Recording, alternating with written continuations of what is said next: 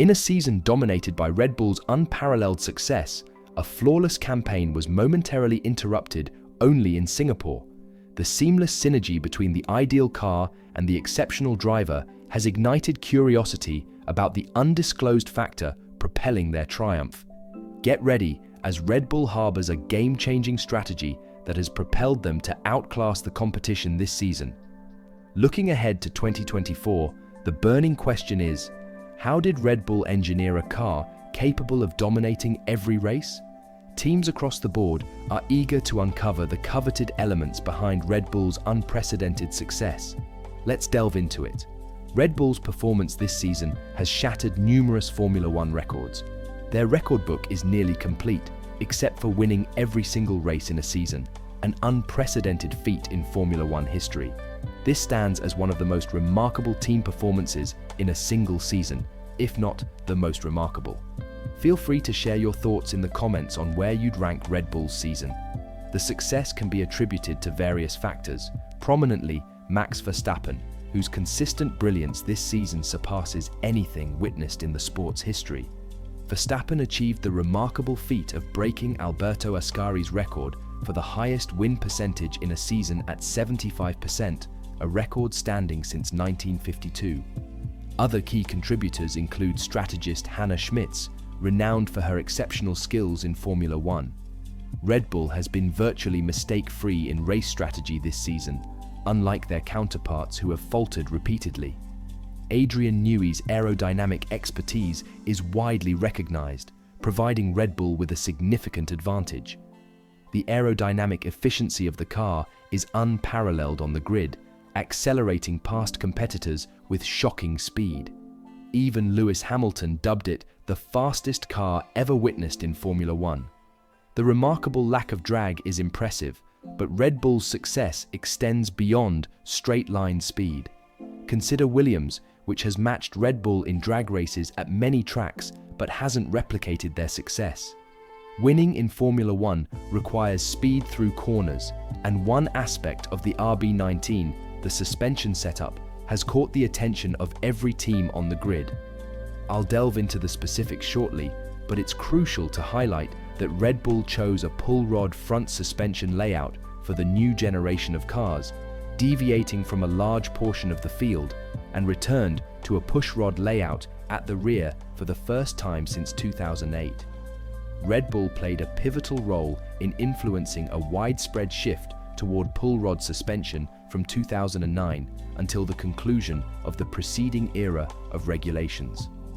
Although terms like pull rod and push rod suspension may seem like intricate technical language, the concept is rather straightforward. In a pull rod configuration, the suspension arm is positioned diagonally, extending from a low point on the chassis to a higher point on the wheel assembly. When a tire encounters a bump, the wheel pulls the torsion spring through the pull rod, causing the suspension arm to move upward and outward from the chassis. Conversely, in a push rod configuration, the setup is the opposite, mounted diagonally but higher on the chassis and lower on the wheel assembly. When a tire traverses a bump, the wheel pushes the torsion spring via the push rod, propelling the rod upward and toward the chassis. In the pull rod front suspension setup, the springs are situated lower on the nose and the wheel pulls the suspension rod outward. Push rod, on the other hand, operates inversely. It's not merely a matter of Red Bull adopting a particular setup because it seems superior.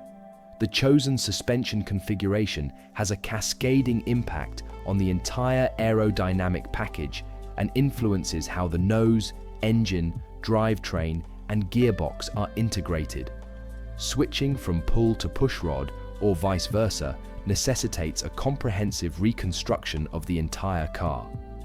When Red Bull crafted the RB18 for the inaugural year of the ground effect era in 2022, Adrian Newey concentrated a significant portion of his efforts on perfecting the suspension setup rather than the larger aerodynamic components like the floor or side pods. This emphasis stemmed from a crucial consideration. With ground effect cars generating a substantial portion of their downforce from the underfloor, it's imperative to minimize unnecessary movements. For an F1 driver, to have confidence and consequently achieve speed, the car must exhibit consistent behavior. Consider Mercedes, where both drivers consistently lamented the car's varying turning and braking characteristics each lap, leading to a lack of confidence. In contrast, Verstappen's assured demeanor behind the wheel reflects the consistent behavior of his car. Ground effect floors produce downforce using the Venturi effect, a phenomenon that involves constricting the airflow beneath the car to reduce pressure, consequently pulling the car downward to equalize pressure. For Formula One's layman, this method ensures a more predictable downforce production. If the gap under the car constantly fluctuates, the downforce created by the Venturi effect becomes unpredictable. Without a constant readout of downforce levels, drivers must rely on the feel of the car to anticipate its response to actions like braking or steering. A car with inconsistent downforce poses a significant challenge, undermining a driver's confidence and control. So, why did Adrian Newey prioritize the suspension during the RB18 design phase? He recognized the critical role it plays in maintaining the level of an F1 car, especially when utilizing a ground effect floor.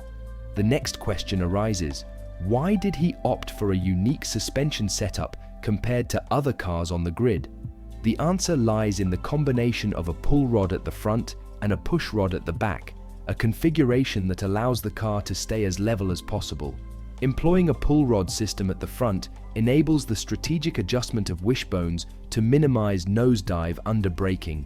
When braking hard in any car, the front of the nose tends to tilt towards the floor, a familiar sensation for those who have experienced it in their cars. Red Bull strategically mounts the front wishbone high on the nose cone of the RB18 and RB19, reducing this effect due to their use of a pull rod system. Conversely, at the rear of the car, a push rod system allows Red Bull to position the rear wishbone high, preventing the back end from lifting during braking. While a few other teams employ a push rod rear suspension, Red Bull stands alone in combining it with a pull rod front suspension. This dual approach, characterized by anti-lift at the back and anti-dive at the front, ensures that the Red Bull car maintains superior ground clearance compared to its counterparts. The consistent downforce levels translate into increased driver confidence in anticipating the car's response. Daniel Ricciardo recently highlighted the predictability of the AlphaTauri car in corners and under braking, contrasting it with the Mclaren cars he encountered while on a different team. This predictability allowed him to push harder in an AlphaTauri than he ever could in a Mclaren. Speaking of Mclaren, they are the only other team on the grid running a pull rod suspension system at the front, akin to Red Bull. They seem poised to challenge Red Bull, while other teams, like Mercedes, are likely to consider emulating Red Bull's suspension philosophy during the off-season chassis rebuild. In this era of ground effect cars, a smooth ride emerges as a significant performance enhancer, and Red Bull has seemingly cracked the code. Do you anticipate a widespread adoption of a suspension system similar to Red Bull's across the grid next year? Share your thoughts in the comments below. Until next time, drive safe and goodbye for now.